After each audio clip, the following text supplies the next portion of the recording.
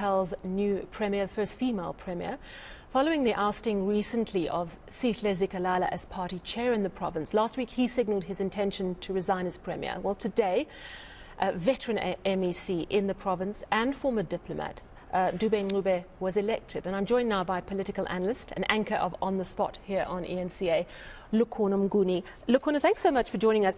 First of all, why was she elected premier and not the man who was elected as chair of the ANC in KwaZulu-Natal recently, Nomusa Dube-Ncube? Well, Sally, I think a number of things influenced that.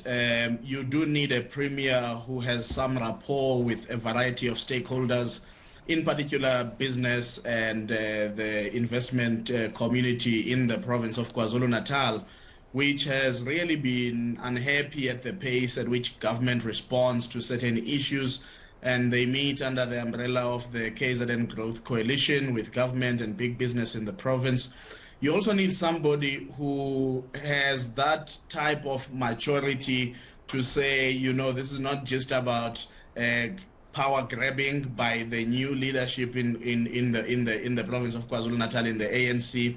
I think if you compare the clout that Nomusa Dube-Ncube carries versus that of Siboniso Duma, the latter you would have probably needed to introduce him to a number of people. He has never really been a part of government in the province, and therefore that may take a lot of trust building and you know, the nature of the work needed. So I think she really carried more clout and was a better choice in the room. So she's got a lot of experience. She's had a number of MEC positions within KwaZulu-Natal. She's also a former diplomat, and she's got solid credentials. But talk to me about within the ANC in the province, because we know that Siboniso Duma headed the so-called Taliban grouping, which is believed to be linked to Jacob Zuma, linked to the RET. If she's not the chair of the ANC in the province, does that mean that as premier, she's fairly weak in terms of political power? Well, yes, because of how the ANC does things and its commitment to democratic centralism, she is then a little weaker than she would have been had she been chairperson of the ANC in the province, because that sort of cements her political authority within the structures of the ANC and cements her political authority in government. And currently, I mean, the deputy chairperson of the province, Nomusa Dube-Ncube, MEC for Health, will most likely remain in government, but you never know, given that Ravi Pillay has now exited the legislature after serving there for a very, very long time. It paves way also for the chairperson to be appointed as an MEC in the government, which then, if they are committed and quite serious about this transitional arrangement, would mean that Nomusa cannot be overlooked by her colleagues for lack of political authority, because in her cabinet, actually the top leaders and most likely the chairperson, the deputy chairperson, and the provincial treasurer will become MECs under her leadership. And she really knows what is at stake. She's a caretaker. She's just being trusted with the last 2 years.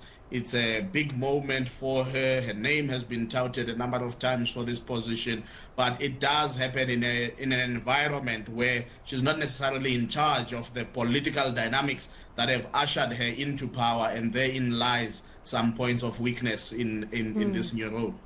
So does that mean that she will be able to make big decisions that she probably knows with all her experience have to be made in KwaZulu-Natal?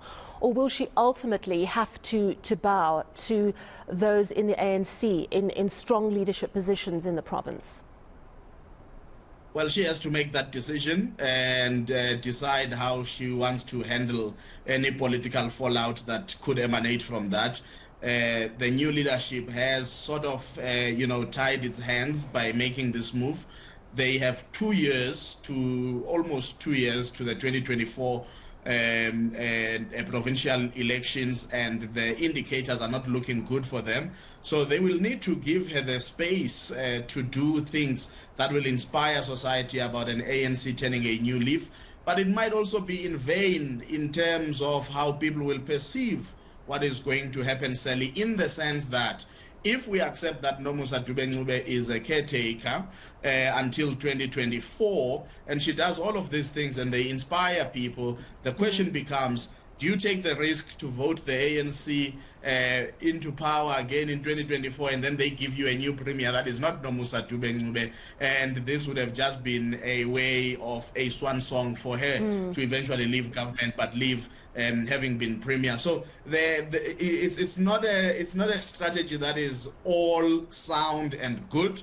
Particularly because there is that risk that she might not come back as premier in 2024, and therefore people might say, well, we will still continue in the trajectory that we are in. We saw the ANC lose a majority in the city of eThekwini, an overall majority in the province. Yes, those were local government elections, but they provide some indicators in terms of the appetite people have. So she has to decide what her legacy should be, and will that legacy come with a political cost, and is she willing to bear that political cost? If she ticks all those boxes, then she will have room to do as much as possible, because I doubt they will be able to recall her before 2024. It will just look too messy for them. From what you know of her, how will she equip herself as a premier? Do you think that she will make the important decisions? What are those decisions that she is facing? Do you think she'll ultimately equip herself well, perhaps better than her predecessor? Well, as she said in her acceptance speech as well, Sally, you need to align the work of departments without necessarily appearing as if you're usurping any powers from them. You need to monitor and evaluate. You need to give more room to the Provincial Planning Commission to do that monitoring and evaluation work. You need a very collaborative exercise. KZN has really taken a big knock from the July unrest in terms of trust building with communities.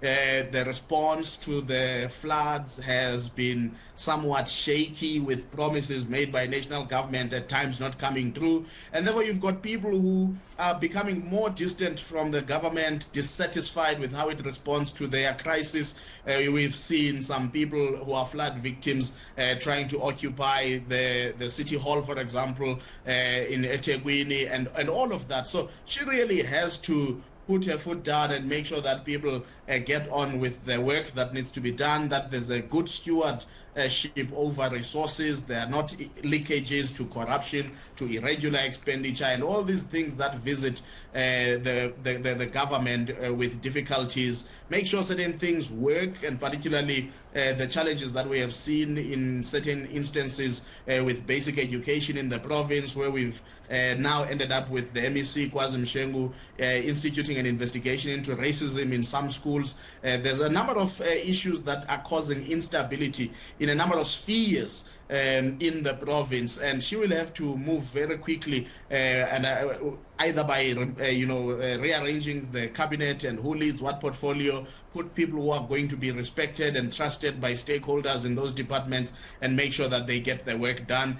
So there is a lot that needs to be done, Sally, and the province of KwaZulu-Natal is vast. There's going to be a coronation of the new king taking place very soon, and this is something that has been featuring quite seriously in the minds of the former Premier Sihle Zikalala in terms of how the government of KwaZulu-Natal positions itself to work with traditional leaders and ensure that coronation is a success, and also bring about some stability and leadership from that sector of traditional leaders. Some people in the province have been highlighting the difficulties within the Shembe Church, and that is part, if there's no stability in that church and in the factions within that church, it does extend to some likely instability in society and creating strain in the province of KwaZulu-Natal. So there is a lot of building that needs to be done. I don't want to abuse social cohesion, but there's a lot of social building and community building that needs to be done in KwaZulu-Natal.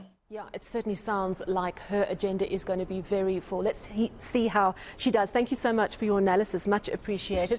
Political analyst and anchor of On the Spot here on eNCA, Lukhona Mnguni.